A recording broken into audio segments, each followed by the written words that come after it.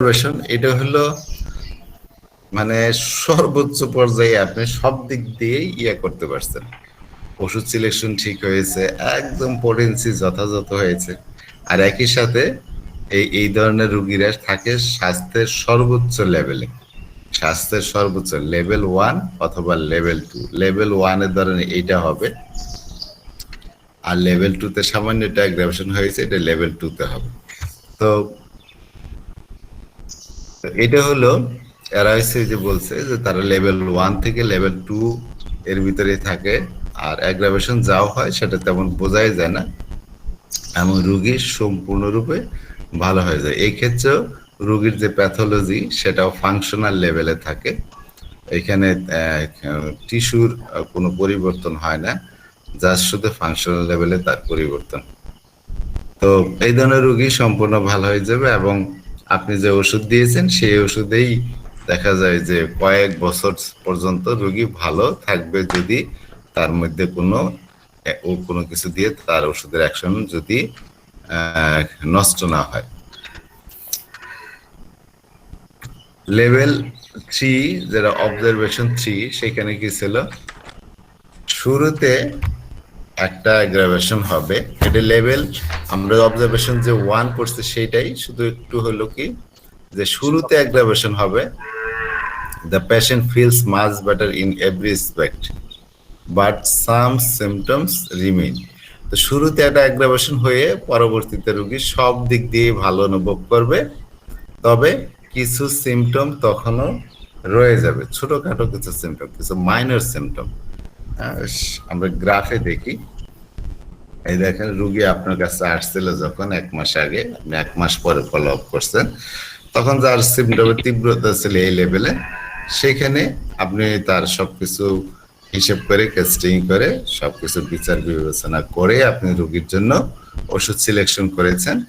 ওষুধ দেওয়ার পরে 1 মাস পরে রুগী যখন আপনার কাছে আসলো এবং তার ঘটনা বর্ণনা করলো, রুগী এসে বলবে কি যে শুরুতে আমার সব লক্ষণই বেড়ে গেছিল, আমার চিপ কমপ্লেক্স বেড়ে গেছিল, আমার মানসিক দিক থেকে হয়তো তার কান্নাকাটির প্রবণতা বেড়ে গেছিল, অথবা একই সাথে তার শরীরের স্ট্রেংথটাও, একটু এনার্জিটাও কমে গেছিল, কারণ যেহেতু অসুস্থ বেশি হয়ে গেছিল।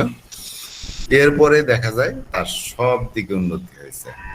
এরপরেই দেখা গেছে তার সব দিকে উন্নতি হয়েছে এই অবজারভেশন 1 এর মতো, এবং তারপর থেকে রুগী ভালো আছে।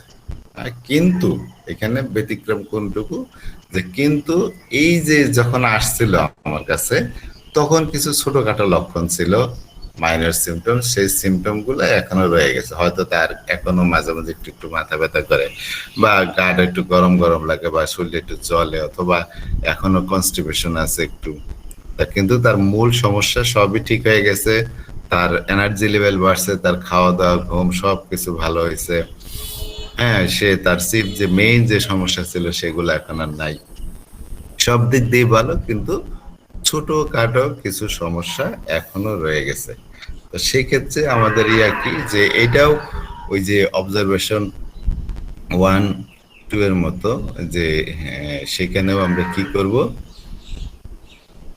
এই ক্ষেত্রেও আমরা জানবো যে ওষুধটা আমাদের কারেক্ট হয়েছে। এখানে কিছু ছোটখাটো সিমটম রয়েছে, যেরকম ধরেন হয়তো রোগীর কোষ্ঠকাঠিন্য আছে, অথবা এখনো রাতে সে ঘাম বেশি হয়, বা সকালবেলা একটু নাক দিয়ে সর্দি পড়ে, এই জাতীয় ছোটখাটো কিছু লক্ষণ আছে।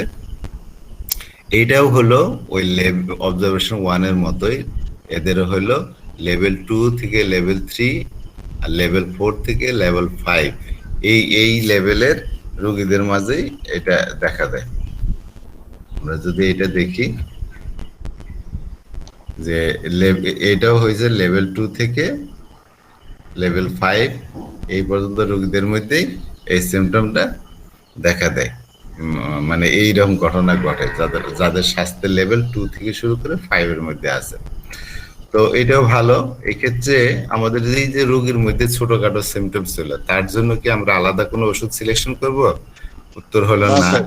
হ্যাঁ, এখানে অন্য কিছুই করা যাবে না। তার মূল ওষুধটা খুব দ্রুত কাজ করতেছে, মানে ঠিকঠাক মতো কাজ করতেছে, এই ক্ষেত্রে আমাদের এই যে ছোটখাটো সিমটমের জন্য কোনো ওষুধ সিলেকশন করা ঠিক হবে না, বা ওই ওষুধের রিপিটেশনও ঠিক হবে না। জাস্ট আমরা যে জিনিসটা করব, এখানে ওয়েট করব, রোগীকে আমরা আরো প্লাসিবো দিয়ে হয়তো আরো 1 মাসের জন্য তার 1 মাস পরে দেখা করতে বললাম। তো এখানে যদি আপনি কোনো ওষুধ দেন তাহলে প্রায় ভুল হওয়ার সম্ভাবনা আছে। অথবা আমরা ওয়েট করব কেন, ওয়েট করলে আরেকটা জিনিস হবে, হয়তো বোঝা যাবে যে ওষুধের অ্যাকশন পুড়ে গেলে তার হয়তো ওই ওষুধটা রিপিট করার দরকার হইতে পারে। হ্যাঁ, প্রথম কথা হলো যে আমরা যদি ওয়েট করি, ওয়েট করলে তার ছোটখাটো লক্ষণগুলা এমনিতেই দেখা যায় যে চলে যাবে যদি আগের ওষুধটা ক্রিয়াশীল থাকে। আর কোনো সময় হয়তো ওষুধটা দেখা গেছে তার সিমটম গুলো যদি আবার বাড়তে নেয়, সেক্ষেত্রে আপনি রিপিট করতে পারেন। আর যদি ইয়ে হয় যে এই যে ছোটখাটো লক্ষণ রোগীর মধ্যে যদি প্যাথোলজিক্যাল আরো লেয়ার থাকে, যে আরো কমপ্লেক্স রোগী, সেক্ষেত্রে কি হবে, এই যে ছোটখাটো যে লক্ষণগুলো আছে সময়ের সাথে সাথে সেগুলা আরো সিমটম গুলো আরো প্রস্ফুটিত হবে, আরো মানে বিকশিত হবে রোগীর মাঝে। তখন দেখা যাবে যে ভিন্ন কোনো ওষুধের একটা চিত্র আপনি পাচ্ছেন, এবং সেই ক্ষেত্রে আপনি কি করবেন, তখন সেই লক্ষণগুলা যাচাই বাছাই করে মানে নতুন করে আবার সেগুলা বিচার বিবেচনা করবেন, টেস্টিং করবেন, অ্যানালাইসিস করবেন, এবং সেই অনুযায়ী হয়তো অন্য কোনো ওষুধ লাগবে, সেই ওষুধটা তাকে প্রয়োগ করবেন। কিন্তু তড়িঘড়ি করে কোনো সিদ্ধান্ত নেবেন না, কোনো ওষুধ দিবেন না, এতে প্রায় ভুল হওয়ার সম্ভাবনা, এতে প্রায় আপনি রোগীটাকে নষ্ট করে ফেলতে পারেন।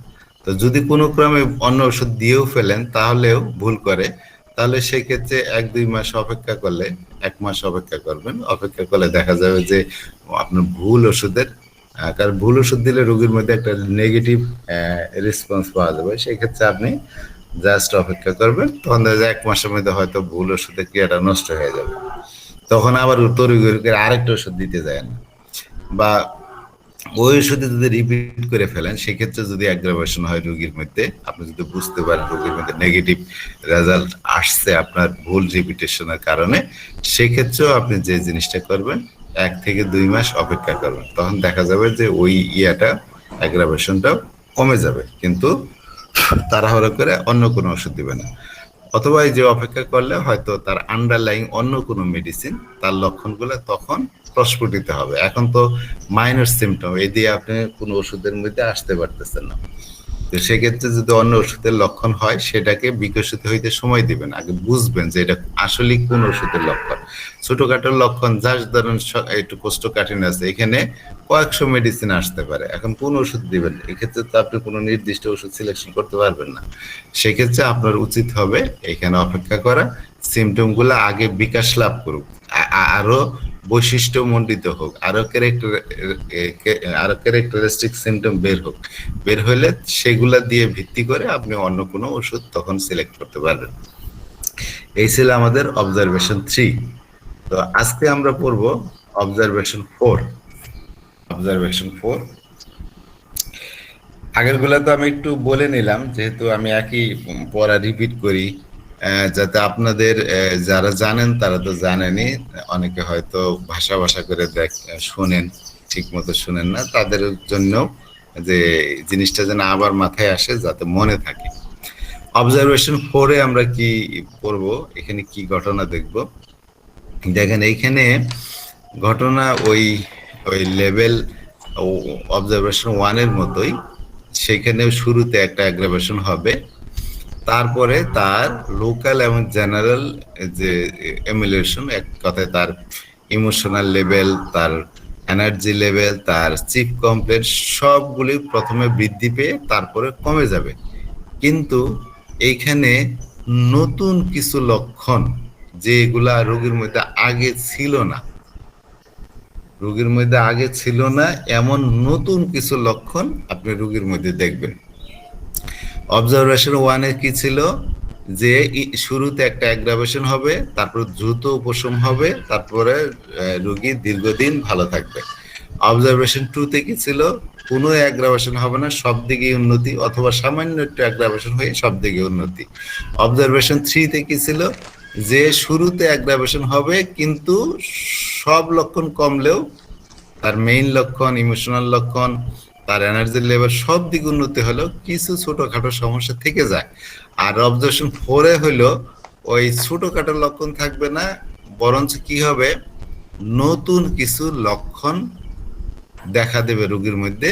এবং সেই লক্ষণগুলা যদি আপনি দেখেন, হিসাব করেন, তখন দেখবেন যে আপনি যে ওষুধ দিয়েছিলেন সেই লক্ষণগুলো সেই ওষুধেরই।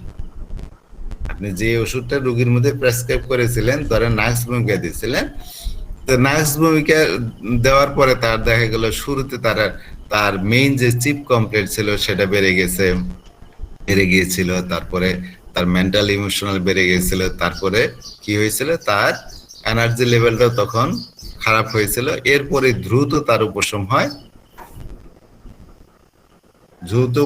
আমার রোগী ওই দিক দিয়ে ভালো, সব দিক দিয়ে ভালো। এই যে শুরুতে তার অ্যাগ্রাভেশন হলো, তারপরে দ্রুত উপশম হলো, তারপরে সে ভালো আছে। কিন্তু রোগীর মধ্যে কিছু সিমটম ছিল না আগে, এইরকম কিছু লক্ষণ রোগীর মধ্যে তখন বিকাশ লাভ করেছে, প্রকাশ পাইছে। হ্যাঁ, তো এই ক্ষেত্রে আমাদের করণীয় কি, এইটাকে আমরা কিভাবে মূল্যায়ন করব? তো এই ক্ষেত্রে করণীয় হলো এই ক্ষেত্রে ওয়েট করা। হ্যাঁ, তো এটা কি, অ্যাজ ইন অবজারভেশন 1, যেরকম আমরা দেখেছি অবজারভেশন 1 এর মধ্যে এবং অবজারভেশন 3 এর মধ্যে, there is an excellent reaction belonging to the uppermost level. এইটাও উপরের লেভেলের যে রুগী আছে সেই রকম ওইগুলোর মধ্যে লেভেল 2 থেকে শুরু করে লেভেল 5 পর্যন্ত এই গ্রুপের মধ্যেই আছে রুগী। এবং এইখানে যে মেডিসিন যে কাজটা করেছে, এটা খুব সুন্দরভাবে কাজ করেছে। শুরুতে তার একটা অ্যাগ্রাভেশন হয়েছে, তারপরে তার জেনারেল অ্যামেলিয়েশন হয়েছে। শুরুতে অ্যাগ্রাভেশন হয়ে পরে কি হয়েছে, জেনারেল অ্যামেলিয়েশন হয়েছে। এইটাও এর সাথে কি হয়েছে, কিছু নতুন লক্ষণ প্রকাশ পেয়েছে। কিন্তু এই নতুন লক্ষণগুলাও যে ওষুধটা আমরা রোগীকে প্রেসক্রাইব করেছিলাম সেই ওষুধেরই লক্ষণ। তো এইটা সব মিলিয়ে বোঝা যায় আমার মেডিসিন যেটা আছে সেটা একদম কারেক্ট মেডিসিন। নতুন সিমটম কেন প্রকাশ পাইল, কারণ রোগী অত্যাধিক মাত্রায় সেন্সিটিভ, যার কারণে একটা ওষুধের সব লক্ষণ তো রোগীর মধ্যে থাকে না।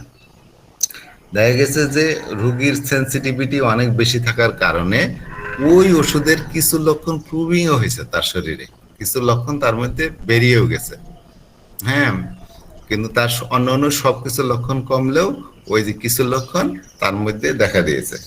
আমি ওই যে গত ক্লাসে বলছিলাম আমার একটা রোগী ছিল, তো সেই রোগীতে ওষুধ দেওয়ার পরে রোগী এসে বলতেছে এবার আমার প্রচুর পিরিয়ডের মধ্যে প্রচুর ব্লিডিং হচ্ছে। আমি তাকে নাক্সভূমিকা দিয়েছিলাম, আমি রেপার্টরি খুলে দেখলাম প্রচুর ব্লিডিং এর মধ্যে নাক্সভূমিকা ফার্স্ট গ্রেডের মেডিসিন। তো যেহেতু এই অবজারভেশনটা আমার পড়া ছিল, তা আমি তখন করলাম কি, রোগীকে আমি কোনো ওষুধই দিইনি, যা শুধু প্লাসিবো দিয়ে তো রোগী এখনো যোগাযোগ করে নাই। তো যাই হোক, তো মূল কথা হলো, যদি আমি দেখি যে তার শুরুতে অ্যাগ্রাভেশন হয়ে সব লক্ষণ কমে গেছে, কিন্তু নতুন কিছু লক্ষণ রোগীর মধ্যে প্রকাশ পেয়েছে, যে লক্ষণগুলা যে ওষুধ আমি প্রেসক্রাইব করেছি সেই ওষুধেরই লক্ষণ, অন্য কোনো ওষুধের লক্ষণ না, তাহলে আমাকে এই সিদ্ধান্তে আসতে হবে যে আমি যে ওষুধ রোগীর জন্য প্রেসক্রাইব করেছি আমার ওষুধ ঠিক, কারেক্ট, আমি কারেক্ট মেডিসিন রোগীর জন্য প্রেসক্রাইব করেছি। ইন দিস কেস, এই কেসে the best course of action is to wait and see whether the symptoms subside without further medication. এই ক্ষেত্রে আমার বেস্ট যে কাজটা করতে হবে, যে কাজটা করা সবচেয়ে বেস্ট হবে, সেটা হলো ওয়েট করা, ওষুধের অ্যাকশনকে যেভাবে চলতেছে সেটা চলতে দেওয়া, এবং খেয়াল রাখা যে ওই সিমটমগুলা অন্য কোনো মেডিসিন অন্য কিছু ছাড়াই এমনিতেই চলে যায় কিনা, এটা আমাকে অবজার্ভ করতে হবে। It would be a serious mistake to prescribe a new remedy at this one. এই জায়গায় যদি আমি অন্য কোনো ওষুধ প্রেসক্রাইব করি তাহলে সেটা হবে একটা মারাত্মক ভুল।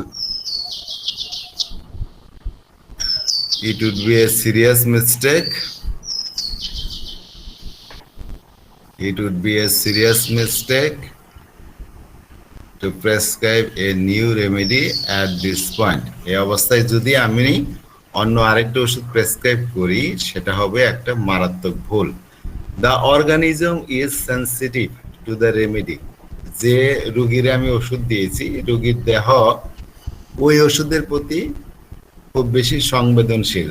দেয়ারফোর রেসপন্স ওয়েল, সেই কারণে এই প্রতিক্রিয়াটা ভালো হয়েছে, কিন্তু it also generates symptoms relating to the remedy itself. কিন্তু একই সাথে এটাও কিছু সিমটম জেনারেট করেছে, সৃষ্টি করেছে রোগীর মধ্যে, যেটা ওই ওষুধেরই লক্ষণ। The emergence of this symptoms, এই যে সিমটমগুলো বের হলো উইথ দ্য ইনিশিয়াল অ্যাগ্রাভেশন, শুরুতে একটা অ্যাগ্রাভেশন হইয়া, and the subsequent local Angel emulation, এবং পরবর্তীতে তার যে যে স্থানীয় এবং যে তার যে সার্বদৈহিক যে উপশম হলো এর পরবর্তীতে, ইজ দ্য বেস্ট ইন্ডিকেশন, এইটাই হলো সবচেয়ে বড় নির্দেশক, that the remedy was correct, যে আমার ওষুধটা সঠিক ছিল। It is simply a matter of time, এটা শুধুই একটা সময়ের ব্যাপার, before the symptoms will disappear again, হ্যাঁ, তার সিমটমগুলো আবার একাই চলে যাবে। এই সিমটমগুলো যে এপিয়ার হয়েছিল সেগুলো আমার ওষুধ যেহেতু কারেক্ট, রোগীর যেভাবে শুরুতে অ্যাগ্রাভেশন হয়ে তার তার যে মেইন লক্ষণ, লোকাল লক্ষণ, একই সাথে তার জেনারেল লক্ষণ, সার্বজনীন লক্ষণ, সব কিছুরই তার কি হয়েছে, উপশম হয়েছে। এইদিকে বোঝা যাচ্ছে রোগীর জন্য আমি যে ওষুধটা দিয়েছিলাম সেটা কারেক্ট, যদিও রোগীর মধ্যে কিছু নতুন সিমটম দেখা দিচ্ছে, কারণ রোগী ওই ওষুধের প্রতি অনেক বেশি সেন্সিটিভ। তো এই ক্ষেত্রে আমাদের কাজ হবে এখন অপেক্ষা করা, কোনো ওষুধ না দেওয়া। যদি ওষুধ দেই নতুন কোন ওষুধ, সেটা আমার হবে একটা মারাত্মক ভুল।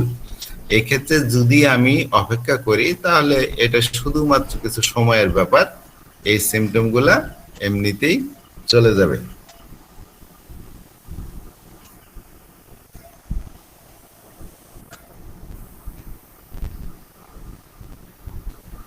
দিস সিমটম, এই সিমটম গুলা এমনিতেই চলে যাবে। The most advisable approach is to refrain from any action and wait another 1 to 2 months to allow the remedy ample time to finish its action. তো এই ক্ষেত্রে সবচেয়ে ভালো উপদেশ হলো নিজেকে বিরত রাখা কোনো ধরনের ওষুধ দেওয়া থেকে। হ্যাঁ, সেখানে আমরা আরো 1 থেকে 2 মাস অপেক্ষা করব, এবং ওই ওষুধটাকে যথেষ্ট সময় দিতে হবে যাতে ওষুধটা তার সম্পূর্ণ ক্রিয়া সমাপ্ত করতে পারে। In fact, patients of this category may be ideal provers of the remedy because of their sensitivity. আসলে এই ধরনের রোগীরা, তাদের সেন্সিটিভিটি খুব বেশি হওয়ার কারণে এই ধরনের রোগীরা আসলে প্রুভার হিসেবে একজন আইডিয়াল প্রুভার, কারণ এদের শরীর খুব সংবেদনশীল, যার কারণে এদের শরীরে কোনো ওষুধ যদি প্রুভিং করতে যায় সেক্ষেত্রে লক্ষণগুলো প্রায় সব ধরনের লক্ষণগুলোই বেরিয়ে আসবে। তো এরা হলো ভালো প্রুভার হিসেবে এরা ideal. The initial aggravation, which is followed by emulation, suggests that a cure is foreseeable. তাহলে এই যে শুরুতে তার অ্যাগ্রাভেশন হলো, তারপরে এই যে তার লোকাল এবং জেনারেল এমুলেশন হলো, এটাই সাজেস্ট করে যে এই রোগী ভালো হয়ে যাবে। When things do not unfold as described above, the general rule is if the patient does not show general sign of improvement and new symptom arise, either related to the remedy or not, the remedy was not properly selected. তো সবকিছুই যে উপরে যে বর্ণনা করলাম ওইভাবেই যে সবকিছু ঘটবে এমন না।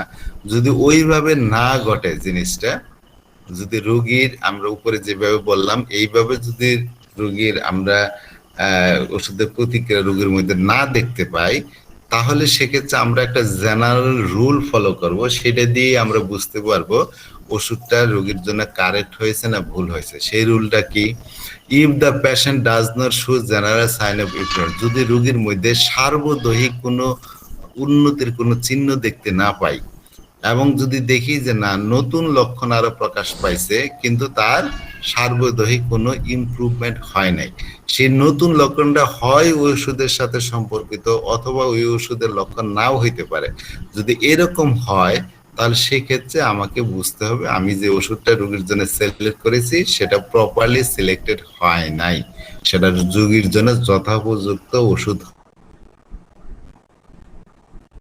মানবো আমরা।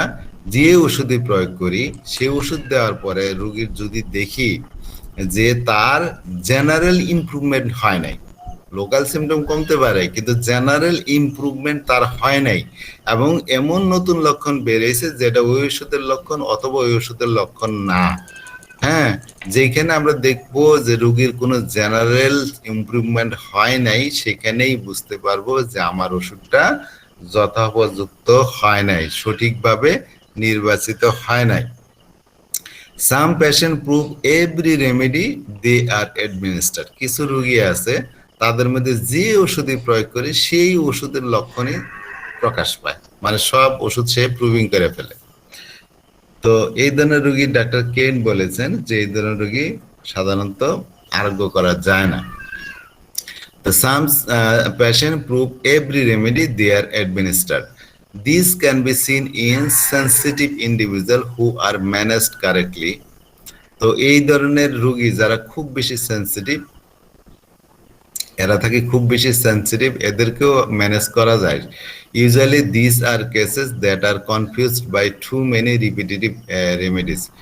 তো usually these are cases that are confused by too many repetitive remedies. এই ধরনের রোগী যদি কয়েকটা ওষুধ খেয়ে ফেলে, অনেক বেশি ওষুধ খেয়ে ফেলে, তো সেই ক্ষেত্রে আরো কনফিউজড, মানে এই রোগী দেখে আপনার আরো বিভ্রান্ত হওয়ার সম্ভাবনা বেশি, কারণ এই রোগীর মধ্যে আপনি দেখবেন বিভিন্ন ওষুধের লক্ষণ, এবং ওষুধের লক্ষণ দেখে আপনি বুঝতে পারবেন যে এই রোগীটা এর আগে কি কি ওষুধ খেয়ে আসছে ডাক্তারের কাছে। ডাক্তার যদি এর আগে তার মধ্যে ধরেন কয়েকটা ওষুধ ব্যবহার করে, ধরেন থুজা করলো, ফসফরাস করলো অথবা নাইট্রিক অ্যাসিড করলো, আপনি দেখবেন এই রোগীর মধ্যে এই তিনটা ওষুধের লক্ষণই আছে। তো এরা একটা কনফিউজিং কেস। এই ধরনের রোগী ম্যানেজ করা এত সোজা না, তবে ম্যানেজ করা যায়। If the practitioner realize that the case is confuse, যদি প্র্যাকটিশনার মনে করে যে এই ধরনের কেস যেটা এরকম confusing, the best thing to do is to give a placebo. এই ধরনের রোগীকে আপনি আগেই তড়িঘড়ি করে ওষুধ দিবেন না। হ্যাঁ, এরকম রোগী আসলো যার মধ্যে অনেকগুলো ওষুধের লক্ষণ বিদ্যমান, আর রোগী এর আগে কিছু ডাক্তারকে দেখিয়ে আসছে এবং তার মধ্যে দেখতে পেলেন যে কয়েকটা ওষুধের লক্ষণ বিদ্যমান, এখন কনফিউজড অবস্থা, একটা বিভ্রান্তকর অবস্থা রোগীর মধ্যে। তো সেই ক্ষেত্রে আপনি শুরুতেই তার জন্য কোনো ওষুধ সিলেকশন করতে যাবেন না। সেক্ষেত্রে আপনি যেটা করবেন, আগে ওয়েট করবেন, তাকে প্লাসিবো দিবেন এবং লম্বা সময় যতক্ষণ পর্যন্ত সম্ভব হয় তার জন্য ওয়েট করবেন। Wait as long as possible until the symptom become clear, যতক্ষণ না তার সিমটম গুলা ক্লিয়ার না হয় এতক্ষণ পর্যন্ত আপনাকে ওয়েট করতে হবে। তবে এই ধরনের সেন্সিটিভ রোগী আপনার কাছে থাকবে কিনা পরে সন্দেহ। তো যাই হোক, একটা রোগীকে ভালো করতে চাইলে ডাক্তারের যেরকম সঠিক নিয়মে চলতে হয়, ডাক্তার নিয়ম নীতি মেনে চিকিৎসা করবেন, একই সাথে রোগীরও সেই ধরনের মানসিকতা থাকতে হবে। রোগী যদি আপনার চায় যে না এক্ষুনি আমার উপশম দিতে হবে, তো সেক্ষেত্রে আপনি রোগীরে বুঝাইলেন, সবই করলেন, ওষুধ দিলেন, বুঝাই তাকে অপেক্ষা করতে বললেন, কিন্তু রোগী দেখা গেল আপনার কথা শুনলো না, সে অন্য কোনো ডাক্তার দেখালো, তাহলে সেই রোগী তো আর আপনার পক্ষে ভালো করা সম্ভব না। সেই জন্য একজন আইডিয়াল ফিজিশিয়ানের জন্য আইডিয়াল পেশেন্টও লাগে। তো আইডিয়াল পেশেন্ট যদি না হয় আপনি সেই রোগীকে ভালো করতে পারবেন না। তো নির্মণি ঘটকের সেই কথা বারে বারে বলি যে কোনো রোগী আপনি সঠিকভাবে চিকিৎসা দেওয়ার পরেও তারপরে রোগীর হয়তো কিছু সিমটম অ্যারাইজ করছে, বের হয়েছে, এরপরে আপনার কাছে থাকলো না, ভিন্ন চিকিৎসায় চলে গেল, তো সেক্ষেত্রে ওই যে কথাই যে ভগবান তারা শাস্তি দিবে, আপনার কিছু করার নেই। তো এই ক্ষেত্রে আমাদের যে এরকম কনফিউজড কেস যেগুলা, সেগুলাতে আমাদের অপেক্ষা করতে হবে, রোগীর কাছ থেকে সময় নিতে হবে। তার সিমটম না যতক্ষণ পর্যন্ত ক্লিয়ার না হয় ততক্ষণ পর্যন্ত তড়িঘড়ি করে কোনো ওষুধ দেওয়া যাবে না। তো symptoms যখন ক্লিয়ার হয়, the next step are to administer one dose in a potency not higher than 200 c। এই ধরনের সেন্সিটিভ কেস যেগুলা, সেই ক্ষেত্রে আমাদের পরবর্তীতে করণীয় যেটা হলো, রোগীকে আমরা সিঙ্গেল ডোজে মেডিসিন দিব এবং সেটা কখনোই 200 শক্তির উপরে হওয়া যাবে না। অবজার্ভ দ্য কেস ক্লোজলি, এবং খুব ঘনিষ্ঠভাবে, খুব ভালোভাবে রোগীকে পর্যবেক্ষণ করতে হবে। And give a placebo if necessary, এবং যখনই দরকার হবে রোগীকে প্লাসিবো দিবেন। তো এক্ষেত্রে 50 মিলিসিয়াল ওষুধ হবে বেস্ট তার জন্য, M1 থেকে শুরু করা। এবং সেক্ষেত্রে অ্যানিমেন যেটা বলেছেন, খুব বেশি সেন্সিটিভ রোগী যাদের, সেক্ষেত্রে আমরা কি করতে পারি, অলফেকশন করে ওষুধ দিতে পারি। তো তাহলে যে সমস্ত কেসগুলা যে ওষুধই প্রয়োগ করি সেই ওষুধই তার মধ্যে প্রুভিং হয়ে যায়, এই ধরনের রোগী ম্যানেজ করা কঠিন, এটা কনফিউশন কেস। এবং এই ধরনের রোগীকে আপনি তড়িঘড়ি করে কোনো ওষুধ দিতে যাবেন না। সেক্ষেত্রে আপনি যে জিনিসটা করবেন, তাকে শুরুতে প্লাসিবো প্রেসক্রাইব করবেন, এবং যতক্ষণ লাগে লম্বা সময় পর্যন্ত আপনি তার জন্য অপেক্ষা করবেন, যতক্ষণ না সিমটম ক্লিয়ার হয়, একদম পরিষ্কারভাবে সিমটম গুলো প্রকাশ পায়। যখন সিমটম প্রকাশ পেল পরিষ্কারভাবে, আপনি সেক্ষেত্রে নেক্সট যে স্টেপ যেটা আপনাকে করতে হবে, আপনাকে অবশ্যই ওষুধটা হায়ার পোটেন্সিতে দেওয়া যাবে না, অবশ্যই 200 নিচে দিতে হবে, এবং সিঙ্গেল ডোজে দিবেন। এবং ক্লোজলি অবজার্ভ করবেন, খুব নিবিড়ভাবে সেগুলা পর্যবেক্ষণ করবেন, এবং যখন দরকার হবে প্রয়োজনে রোগীকে প্লাসিবো দিবেন। Note that it is a very good sign when a patient whose condition has generally improved shows a new symptoms.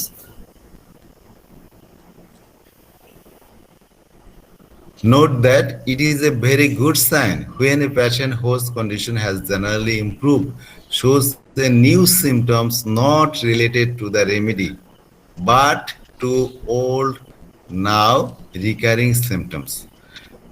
একটা জিনিস এটা মনে রাখবেন যে রোগীকে আপনি ওষুধ দিয়েছেন, তার জেনারেল ইমপ্রুভমেন্টও হয়েছে, কিন্তু রোগীর মধ্যে এমন কিছু সিমটম প্রকাশ পেয়েছে যেটা আপনার ওষুধের লক্ষণ না।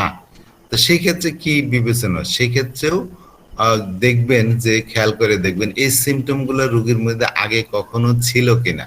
যদি দেখেন তার এই ধরনের সিমটম আগে ছিল, যেটা হয়তো অন্য কোনো চিকিৎসা করে চাপা দেওয়া হয়েছিল, এখন সেই সিমটম গুলা আবার নতুন করে প্রকাশ পেয়েছে, যদিও সেই লক্ষণগুলা আপনি যে প্রেসক্রাইব করছেন যে ওষুধ, সেই ওষুধের লক্ষণ না, সেক্ষেত্রেও এটারও মূল্যায়ন হবে। এটাও খুব ভেরি গুড সাইন, এটাও একটা ভালো ভালো অবস্থা রোগীর মধ্যে। তো এই ক্ষেত্রে আপনি যে জিনিসটা করবেন, সেক্ষেত্রেও আপনার ওষুধটা correct, provided that there was an initial aggravation followed by amelioration that leads to the reappearance of the old symptom। সেক্ষেত্রে যেটা হয়েছিল, শুরুতে অ্যাগ্রাভেশন হয়ে পরবর্তীতে জেনারেল এমিলিয়েশন হয়েছে এবং নতুন করে তার পুরাতন লক্ষণগুলো বের করেছে, এক্ষেত্রে আপনি বুঝবেন যে আপনার ওষুধটা একদম কারেক্ট আছে।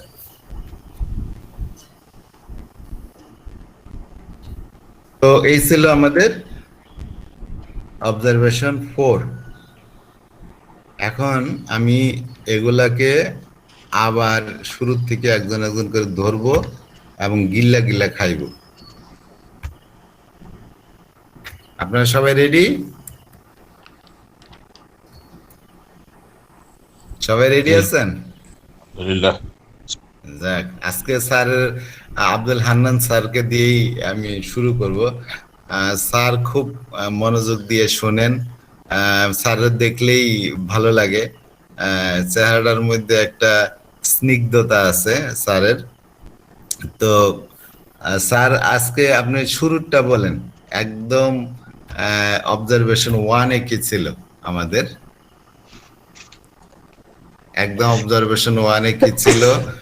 সমস্যা নাই, আমি সাথে সাথে ওই ইয়াটাও হেল্পও করবো আপনাকে, আপনি প্রয়োজন বোধে দেখে দেখে বলবেন, কোনো অসুবিধা নেই। জি স্যার। জি আলহামদুলিল্লাহ স্যার।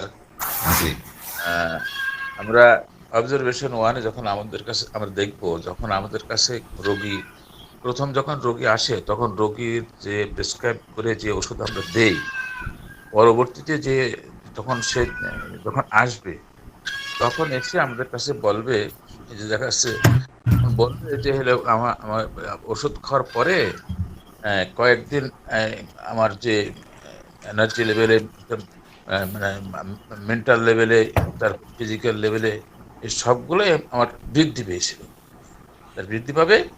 কিন্তু পরবর্তীতে খুব দ্রুতই, আর এই বৃদ্ধিটা সাধারণত 2-3 দিনের ভিতরেই হবে, কয়েক ঘন্টা অথবা 2-3 দিনের ভিতরে হতে পারে। তারপরে খুব দ্রুতই লক্ষণগুলো কমতে থাকবে এবং দীর্ঘ সময় সে ভালো থাকবে। এই অবস্থাতে কোনো ক্রমেই আমরা কোনো রকম ঔষধ রোগীকে দেব না। This was the first observation, I mean sir. জি স্যার, জি স্যার, থ্যাংক ইউ স্যার, জাযাকাল্লাহ খায়রান। তো এরপরে আমাদের আরেকজন বলেন, কামরুল হাসান ভাই, আপনি বলেন। অবজারভেশন 2 বলবেন আগে, তারপর অবজারভেশন 1 বলবেন। স্যার অবজারভেশন 2-তে দেখলাম স্যার যে এই ক্ষেত্রে শুরুতে একটু অ্যাগ্রাভেশন হতে পারে স্যার, তারপরে দীর্ঘ সময় সে ভালো থাকবে, অথবা কোনো অ্যাগ্রাভেশন হবে না স্যার, রোগী ভালো থাকবে স্যার। আচ্ছা, এক্ষেত্রে আমরা কি বুঝবো যে রোগীর স্বাস্থ্যের লেভেল কত আছে? এই ক্ষেত্রে স্যার স্বাস্থ্যের level sir level 1 sir, level 1 এবং লেভেল 2 এর ভিতরে হতে পারে। স্যার। আচ্ছা, আর অবজারভেশন 1টা বলেন। জি, এক নম্বরের ওটা লেভেলটা হবে 2 থেকে 5 পর্যন্ত। জি জি জি। আর বলবে স্যার যে আমার বেশ অ্যাগ্রাভেশন হয়েছিল, স্লিপ কমপ্লেন বা মেন্টাল ইমোশনাল আর হচ্ছে জেনারেল, আর এরপরে স্যার আস্তে আস্তে ইমপ্রুভ হয়েছে আমার অবস্থা এবং অনেকদিন ভালো ছিলাম বা ভালো আছি। তো এই লেভেলটা স্যার লেভেল 2 থেকে 5 পর্যন্ত থাকতে পারে স্যার। জি জি, থ্যাংক ইউ ভেরি মাচ, জাযাকাল্লাহ খায়রান। নেক্সট আব্দুল্লাহ আল রাহিম, আব্দুল্লাহ আল রাহিম বলবে অবজারভেশন 3।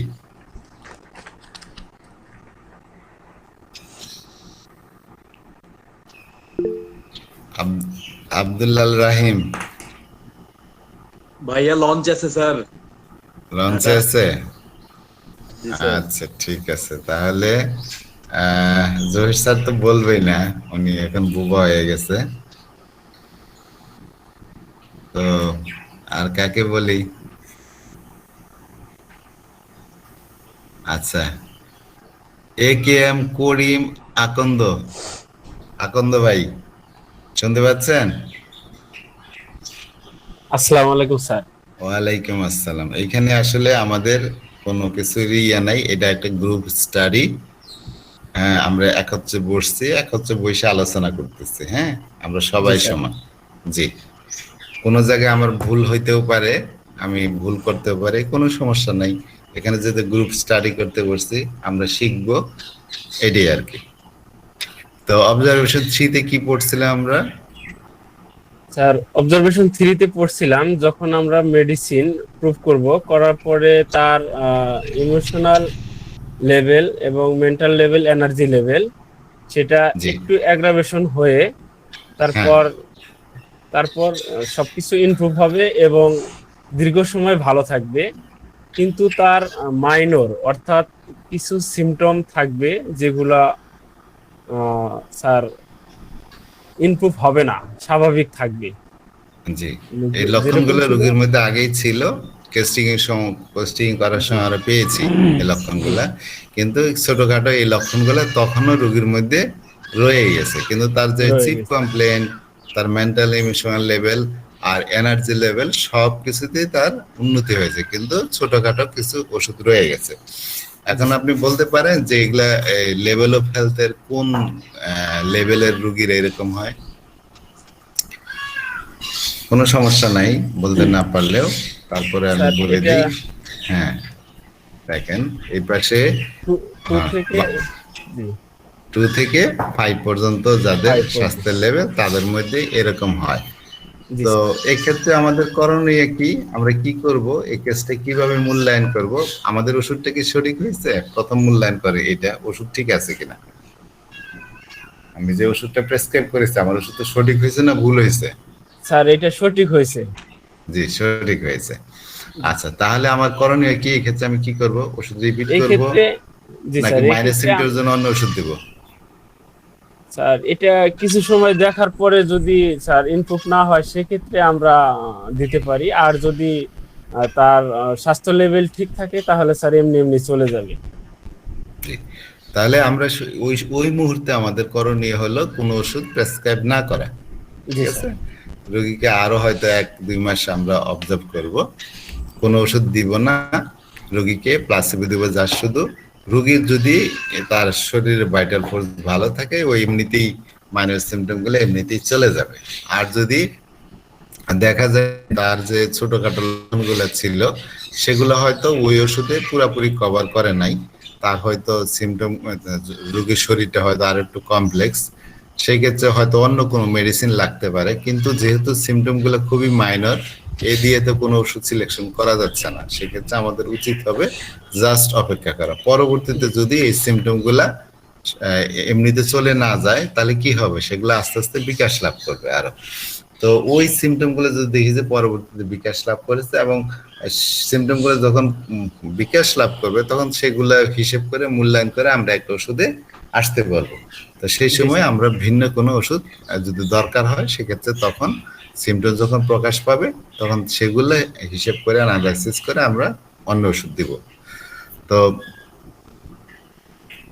এবার আসেন আরেকজন ভাই, সবাইকে তো চিনি না, তো আমার ছোট ভাই আছে ডাক্তার জাহাঙ্গীর, SM জাহাঙ্গীর। জাহাঙ্গীর শুনতেছ?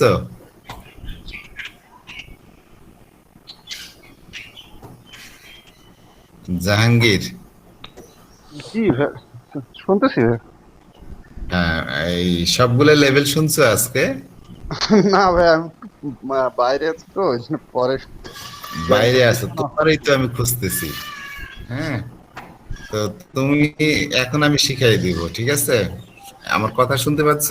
জি জি জি তাহলে একটু খেয়াল করে শোনো। হ্যাঁ, জি আমরা একদম শুরুতে যাই।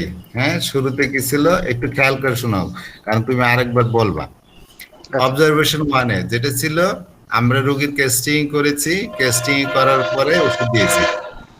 জি 1 মাস পরে রোগী যখন আমার কাছে আসছে তখন রোগী আইসে বলতেছে কি যে আমার শুরুতে লক্ষণ সবই বেড়ে গিয়েছিল। তুমি কি ইয়া দেখতে পাও, এই যে কি বলে হ্যাঁ হ্যাঁ, প্রেজেন্টেশন দেখতে পাও? দেখছি এই যে সমস্যা নেই। শুরুতে তার লক্ষণই বেড়ে গেছিল, তার এই যে ই মানে এনার্জি লেভেল, হুম ME মানে মেন্টাল ইমোশনাল লক্ষণ, আর CC মানে তার সিপ কমপ্লেন, মেইন যে কমপ্লেন, জি তার শুরুতে তার এই 3 অবস্থায় বেড়ে গেছিল। তারপরেই কুইক তার এমুলেশন হয়েছে, দ্রুত এমুলেশন হয়েছে। হ্যাঁ, হুম, তারপর রোগী লম্বা সময় পর্যন্ত ভালো আছে। তাহলে জি এখানে কি বুঝতে পারলাম আমরা এটা যে, পেশেন্ট রিকভারির দিকে যাচ্ছে, ভালো দিকে হ্যাঁ, যাচ্ছে। তাহলে শুরুতে কি হলো, তার অ্যাগ্রাভেশন হয়েছে, তারপরে দ্রুত উপশম হয়েছে, তারপরে লম্বা সময় পর্যন্ত রোগী ভালো আছে। এই ভালো ক্ষেত্রে আছে। আমরা বুঝতে পারবো রোগীর যে ওষুধটা দিয়েছে এটা কারেক্ট, এটা সঠিকভাবে কাজ করতেছে এবং বেস্ট অ্যাকশন, এটা অন্যতম বেস্ট। শুরুতে একটা অ্যাগ্রাভেশন হয়ে যদি ফিজিক্যাল জেনারেশন এমুলেশন হয় তাহলে এটা বুঝতে পারি যে ওষুধটা একদম যথাযথ হয়েছে। জি হ্যাঁ, মানে আমার ওষুধ সিলেকশনটা খুবই ভালো হয়েছে। খুবই ভালো তো হয়েছে। এরপরে এই ধরনের রোগীরা সাধারণত যাদের লেভেল 2 থেকে লেভেল 5 পর্যন্ত, এদের মধ্যে স্বাস্থ্য লেভেল যাদের এরকম তাদের মধ্যে এরকম ঘটনা ঘটে। এটা বুঝতে আর এই ক্ষেত্রে আমরা ওষুধ দিব না, অপেক্ষা করব। দেখা যাবে যে ওই যে যে ডোজ দিছে এতেই রোগী কয়েক মাস থেকে কয়েক বছর ভালো থাকবে, যদি ভালো না থাকবে। কোনো কিছু তার ওষুধের ক্রিয়াটাকে নষ্ট না করে দেয়। তো এবার আসো অবজারভেশন 2, খেয়াল করো। অবজারভেশন 2 হলো এটা একদম শুরুর থেকে তার এমিলেশন একদম কমে গেল, আচ্ছা। ইনিশিয়াল কোনো অ্যাগ্রাভেশনই হয় না, হ্যাঁ, বা হইলেও খুবই সামান্য হয়েছে। তো এই ক্ষেত্রে তো এটা তো রোগীর জন্য খুব আরামপ্রদ। হ্যাঁ, আইসা বলবে ডাক্তার সাহেব খুব ভালো ওষুধ যেটা দিচ্ছে, সাথে সাথে ম্যাজিক, হ্যাঁ, সব জি। দিক দিয়ে কমে গেছে আমার। হ্যাঁ, তো এই ক্ষেত্রে এটা হচ্ছে লেভেল 1-এ থাকে যারা, আর যাদের স্বাস্থ্যের লেভেল 2 তাদের মধ্যে এটা হয়, মানে সর্বোচ্চ পর্যায়ে যারা স্বাস্থ্যের অধিকারী তাদের মধ্যে এরকম হয়। লেভেল 2-তে হয়তো সামান্য একটু শুরুতে একটা অ্যাগ্রাভেশন হতে পারে। তো এক্ষেত্রে তো কোনো ওষুধ দেওয়াই যাবে না, সেক্ষেত্রে আমাদের এই এক যে ওষুধটা চলতেছে তাতেই সে কয়েক মাস থেকে কয়েক বছর পর্যন্ত ভালো থাকবে। অবজারভেশন 2 ক্লিয়ার হয়েছে? জি। এবার অবজারভেশন 3-তে আসি।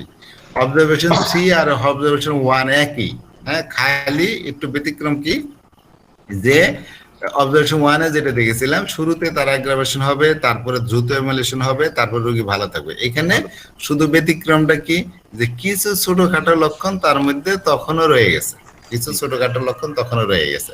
এই ক্ষেত্রেও আমরা বুঝতে পারবো রোগীর লেভেল হলো লেভেল 2 থেকে শুরু করে লেভেল 5 পর্যন্ত, ঠিক আছে, লেভেল 2 থেকে লেভেল 5 পর্যন্ত। আর যেহেতু শুরুতে অ্যাগ্রাভেশন হয়ে তার ফিজিক্যাল জেনারেল সব দিকে যার ইমপ্রুভমেন্ট হয়েছে, তার মানে আমার ওষুধটা কারেক্ট, ঠিক আছে, আমি ওষুধ যেটা দিয়েছি এটা রোগীর জন্য যথোপযুক্ত আছে।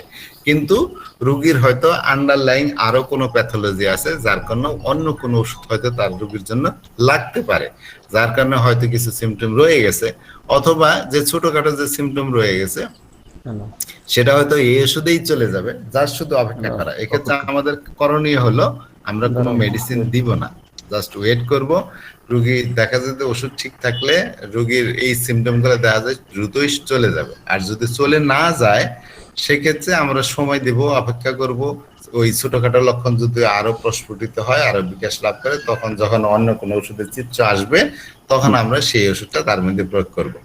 আর এক্ষেত্রে এমনিতেই চলে যাওয়ার কথা। আর এই ক্ষেত্রে আমরা তাড়াহুড়া করে যদি কোনো ওষুধ দিই সেটা হবে আমাদের একটা বড় মিস্টেক, আমরা কোনো ওষুধ দিব না। এখানে যদি একটা ওষুধ দিয়ে ফেলি, ধরো ভিন্ন কোনো ওষুধ দিয়ে ফেলি, তখন তো রোগীর মধ্যে যদি ওষুধটা ভুল হয় তাহলে রোগীর মধ্যে একটা নেগেটিভ ইফেক্ট আসবে, আমরা বুঝতে পারবো যে রোগীটার ওষুধটা দেওয়া ঠিক হয় নাই। সেক্ষেত্রে আমরা যদি অন্য ওষুধ দিয়ে ফেলি আমাদের করণীয় থাকবে 1 মাস অপেক্ষা করা, তাতে এমনিতেই চলে যাবে ওই ওষুধের পরে যে ভুল ওষুধটা দিয়েছি। আর যদি ওষুধ রিপিট করে থাকি তার কারণে যদি আবার বৃদ্ধি পায় সেক্ষেত্রেও আমাদের করণীয় হবে 1 থেকে 2 মাস অপেক্ষা করা, তাতে এমনিতেই ওই লক্ষণগুলা চলে যাবে। এবার যে ফোর্থ অবজারভেশন, এটাও হলো ওই অবজারভেশন 1-এর মতো, এটাও শুরুতে একটা অ্যাগ্রাভেশন হবে, তারপরে এমুলেশন হবে তার ফিজিক্যাল জেনারেল, কিন্তু এখানে নতুন কিছু লক্ষণ প্রকাশ পাবে যেটা আমাদের টেস্টিং করার সময় রোগীর মধ্যে ছিল না। এরকম কিছু নতুন লক্ষণ প্রকাশ পাবে, যে লক্ষণগুলো ওই ওষুধেরই লক্ষণ, ওই ওষুধেরই লক্ষণ। তাহলে সেক্ষেত্রে আমাদের প্রথম মূল্যায়ন হলো ওষুধটা সঠিক আছে কিনা, হ্যাঁ ওষুধটা কারেক্ট আছে, যেহেতু এখানে তার শুরুতে অ্যাগ্রাভেশন হয়ে ফিজিক্যাল জেনারেল এমুলেশন হয়েছে, তার মানে ওষুধটা কারেক্ট আছে। তারপরে হচ্ছে এই ধরনের ঘটনা ওই লেভেল 2 থেকে লেভেল 5 এর মধ্যেই ঘটে। আর এই ক্ষেত্রে যেহেতু নতুন লক্ষণ প্রকাশ পেয়েছে, তার কারণটা কি, যে এই নতুন লক্ষণটা ওষুধেরই লক্ষণ, কারণ রোগীটা হলো খুব বেশি সেনসিটিভ, খুব বেশি সেনসিটিভ, যার কারণে কিছু নতুন লক্ষণ প্রকাশ পেয়েছে। যদি দেখা যায় যে অ্যাগ্রাভেশন হয়েছে, তারপরে তার কি হয়েছে, হয়তো তার লোকাল লক্ষণ কমেছে কিন্তু তার জেনারেল ইমপ্রুভমেন্ট হয় নাই, রোগীর জেনারেল ইমপ্রুভমেন্ট হয় নাই, সেক্ষেত্রে যে নতুন সিমটম বেড়েছে সেটা ওষুধের লক্ষণ হোক বা না হোক, এই ক্ষেত্রে আমাদের বুঝতে হবে যে ওষুধটা আমাদের যথোপযুক্ত হয় নাই। হ্যাঁ, যদি জেনারেল ইমপ্রুভমেন্ট না হয় তাহলে সেক্ষেত্রে আমরা যে ওষুধটা সিলেকশন করছি সেটা রোগীর জন্য যথোপযুক্ত উপযুক্ত মেডিসিন না। তো সেক্ষেত্রে আমাদেরকে আরো ভালো করে টেস্টিং করে সবকিছু হিসাব নিকেশ করে উপযুক্ত ওষুধ খুঁজতে হবে। আর যদি দেখা যায় যে নতুন লক্ষণ যেগুলো বেড়েছে সেগুলো ওই ওষুধের লক্ষণ না, হ্যাঁ, রোগীর সবই ঠিক আছে, শুরুতে অ্যাগ্রাভেশন, তার জেনারেল অ্যাগ্রাভেশন শুরুতে যেটা হয়েছিল ইনিশিয়াল যে অ্যাগ্রাভেশন হয়েছে, তারপরে তার যে জেনারেল এমুলেশন হয়েছে, তার লোকাল লক্ষণ চিপ কমপ্লেন্টও কমছে, তার জেনারেল ইমপ্রুভমেন্ট হয়েছে, কিন্তু যে সিমটম গুলা বেড়েছে সেটা ওই ওষুধের লক্ষণ না, কিন্তু দেখা যায় এই লক্ষণগুলা রোগীর মধ্যে এর আগে ছিল, পুরাতন লক্ষণ, যেটা হয়তো অন্য কোনো চিকিৎসা দিয়ে চাপা দিয়েছিল, সেটা বেরিয়ে আসছে। তাহলে সেই ক্ষেত্রে আমরা কি দেখবো, যে ওষুধটা ঠিক আছে, এটা খুব ভালো কাজ করেছে, সেই পুরাতন লক্ষণগুলা এগুলা সে বের করে নিয়ে আসছে, এটাও আরোগ্যের, সেই রোগী আরোগ্যের পথে আছে, সেক্ষেত্রেও আমরা ওষুধ দিব না, আমরা অপেক্ষা করব। তাহলে অবজারভেশন 4 এর কথা হলো যে নতুন লক্ষণ যেটা বের হবে, প্রথম কাজ হবে যে আমরা দেখতে হবে সেই ওষুধের লক্ষণ কিনা। যদি দেখি যে তার জেনারেল ইমপ্রুভমেন্ট হয়েছে, নতুন যে লক্ষণ হয়েছে সেই ওষুধের লক্ষণ, আমাদের ওষুধ ঠিক আছে, সেই ক্ষেত্রে আমরা কোনো মেডিসিন দিব না, অপেক্ষা করবো, হয়তো এতে এমনিতেই চলে যাবে। আর যদি পুরাতন লক্ষণ বের হয় সেক্ষেত্রে একই কথা, সেটাও আমরা অপেক্ষা করবো, কারণ সেই হেরিং এর গাইডিং ল অনুসারে সে আরোগ্যের পথে আছে। আবার যদি কিছু রোগী আছে যারা খুব বেশি সেনসিটিভ, যে ওষুধে দিই সেই ওষুধের লক্ষণে প্রকাশ পায়, এরা একটা কনফিউজিং কেস, এদের মধ্যে কয়েকটা ওষুধের লক্ষণ পাওয়া যায়। আর দেখা যায় আগে কোনো ডাক্তারের কাছে সে চিকিৎসা করে আসছে, আপনি বুঝতে পারবেন আগের ডাক্তার কি কি ওষুধ তারা দিয়েছিল, কারণ যে ওষুধই দেওয়া হয় সেই ওষুধই তার মধ্যে প্রুভিং হয়, তার সেই ওষুধের লক্ষণ তার মধ্যে বেরিয়ে আসে। এই ক্ষেত্রে আমাদের করণীয় হলো, প্রথম করণীয় হলো রোগীকে কোনো ওষুধ না দেওয়া, জাস্ট শুধু প্লাসিবো দেওয়া এবং অপেক্ষা করা যতক্ষণ না তার সিমটম গুলা ক্লিয়ার হয়। সিমটম যখন ক্লিয়ার হবে তখন আমরা রোগীর জন্য, সিমটম ক্লিয়ার হলে সেই লক্ষণ অনুযায়ী রোগীর জন্য ওষুধ সিলেকশন করব। সেক্ষেত্রে অবশ্যই আমাদেরকে 200 পটেন্সির নিচে আমাদেরকে ওষুধ, পটেন্সি সিলেকশনটা 200 নিচে করতে হবে এবং সিঙ্গেল ডোজে আমরা রোগীকে প্রয়োগ করব। এই ছিল অবজারভেশন 4। এবার পারবা সবগুলা? ইনশাআল্লাহ। আচ্ছা, সহজ জিনিস, খুব কঠিন কিছুই না, ঠিক আছে। তো আমরা আরেকটু সময় নেব, আরো দু একজন ভাইকে ধরবো, তারপরে শেষ করব। আমার কষ্ট, আমি জহির স্যার যেদিনই ডাকে, জহির স্যার কোনোদিন আমার কথার উত্তর দিল না, ঠিক আছে। তো আজকে আর কারে ধরি, জাকারিয়া খান ভাই, জাকারিয়া খান।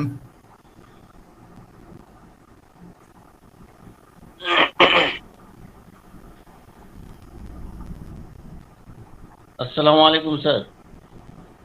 হ্যাঁ, ওয়ালাইকুম আসসালাম ওয়া রাহমাতুল্লাহ। শুনতে পাচ্ছেন? জি স্যার, শুনতে পাচ্ছি। শুনছেন 4টা জি স্যার। অবজারভেশন? হ্যাঁ, জি স্যার। জি জি। আচ্ছা, আপনি লাস্টেরটা শুধু বলেন। আজকে যেটা আমরা আলোচনা করলাম, আজকে সবগুলাই একটু একটু আলোচনা করেছি, তো আজকে লাস্ট অবজারভেশনে যেটা ছিল, এই যে আমি ইয়েতে বেরি করে রাখছি, আপনি একটু জাস্ট একটু আমাদের শুনুন। জি স্যার। এটা স্যার ওষুধ দেওয়ার পরে স্যার আমাদের ইমোশনাল লেভেল, মেন্টাল লেভেল এবং ফিজিক্যাল লেভেল, এনার্জি লেভেল, এগুলি সব কিছুদিন বাড়ার পরে স্যার সব কমতে শুরু করবে এবং একটা পর্যায়ে নতুন কিছু সিমটম স্যার দেখা দিবে। জি, তখন আমরা কি করবো? তখন আমরা অপেক্ষা করব, নতুন কোনো ওষুধ দিব না। আচ্ছা, ঠিক আছে, থ্যাংক ইউ। তো এই ধরনের রোগীরা সাধারণত লেভেল 2 থেকে লেভেল 5 এর ভিতরেই হয়। আচ্ছা, আমাদের একটা রোগী ওষুধ সিলেকশন ঠিক আছে না ভুল আছে, এটা বোঝার জন্য একটা জেনারেল রুলের কথা বিতল কাজ বলেছেন। কেউ একজন বলেন তো সেই জেনারেল রুলটা কি?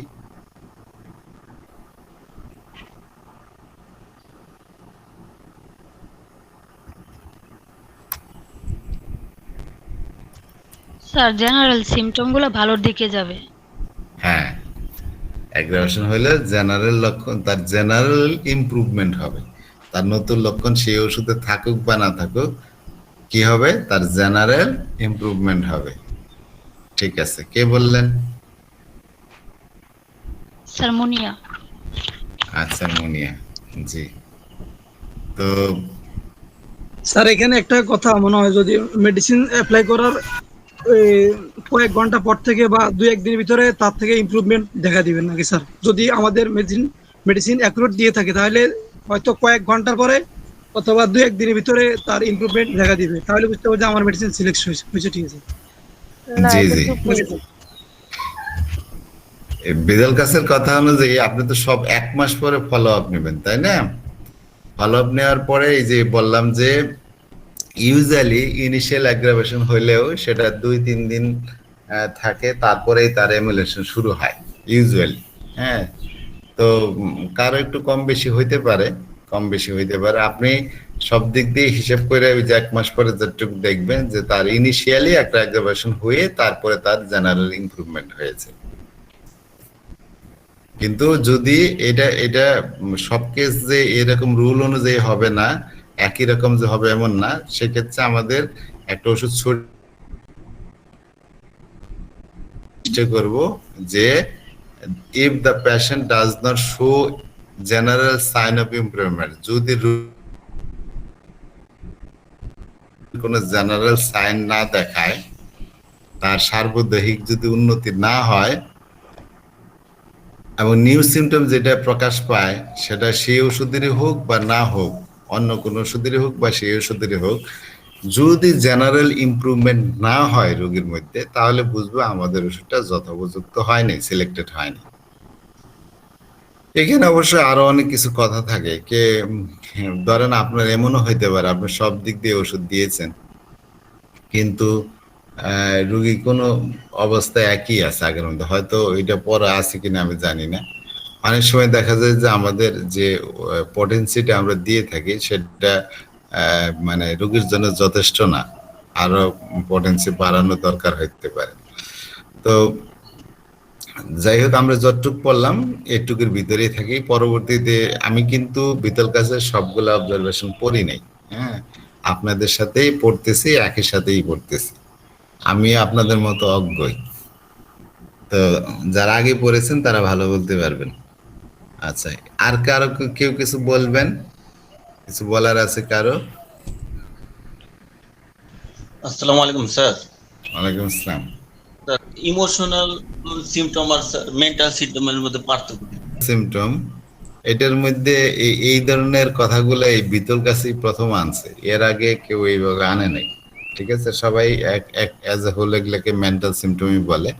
তো আমি যতটুকু বুঝেছি যে মেন্টাল সিমটম গুলো উইল সিমটম, ওই যে যেটা আমরা কেন্টেরিয়াতে দেখেছি, will symptom, will understanding memory. এর আগে এলিজাবেথ রাইট হুবার্ডের বই যারা পড়ছেন তারা দেখবেন যে তার একটা একটা ইয়ার যে মানসিক লক্ষণগুলো আছে সেগুলাকে এই 3 ক্যাটাগরিতে ভাগ করে। একটা উইল সিমটম, রোগীদের ইচ্ছা, এই যে তার ধরেন সুইসাইডাল টেন্ডেন্সি, সে মরে যেতে চায়, বা আপনার হাতে একটা ছুরি দেখলে কারো বুকে মেরে ফেলতে ইচ্ছা করে, কারো কারো ছোড়া মারতে ইচ্ছে, এই যে এক ধরনের এগুলো হচ্ছে উইল সিমটম।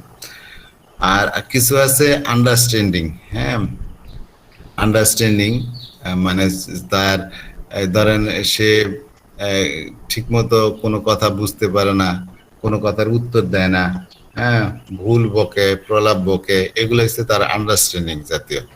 আর কিছু আছে তার মেমোরি। হ্যাঁ, ধরেন যে সে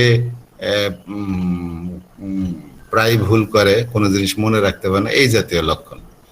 তো উইল সিমটম গুলাই আমি যতটুকু জানি যে উইল সিমটম গুলাকে ভিজুয়াল কাজ মেন্টাল সিমটম বলছে। আর ওইগুলো হচ্ছে এই যে কারোর প্রতি ভালোবাসা, এই যে মানুষের আবেগ, হ্যাঁ, এগুলো আন্ডারস্ট্যান্ডিং এর লক্ষণ, এগুলো হচ্ছে ইমোশনাল লক্ষণ।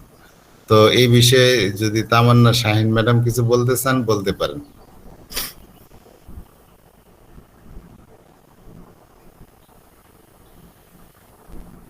আসসালামু আলাইকুম স্যার। ওয়ালাইকুম আসসালাম। আপনি যেহেতু বিদ্যার কাছে ছাত্রী, এই জন্য আপনার কাছে জিজ্ঞেস করতেছি। স্যার আমি স্যার এই কোশ্চেনটা আসলে আসতো না যদি আমরা সায়েন্স অফ হোমিওপ্যাথি আগে পড়তাম। এখানে মেন্টাল সিমটম কোনটা আর ইমোশনাল সিমটম কোনটা, কোন ধরনের, ওখানে কিন্তু পুরো লিস্ট করে দেয়া আছে, আপনারা প্লিজ পড়ে নিন। আচ্ছা, আমরা একদিন পড়ে নিবনি। আমরা এই বইটা শেষ করে আমরা ওই এই সায়েন্স অফ হোমিওপ্যাথি সেটা শুরু করব ইনশাল্লাহ। তখন এটা নিয়ে আর একটু পড়বনি। তো যাই হোক, আপনি যদি কোনো ধারণা থাকে বলতে পারেন, নইলে পরবর্তীতে একসময় আমরা এটা একটু পড়ে নেবনি সবার। আর কেউ কিছু বলবেন? স্যার, এটা কি 12 অবজারভেশন করানো হচ্ছে স্যার? আসসালামু আলাইকুম স্যার। জি।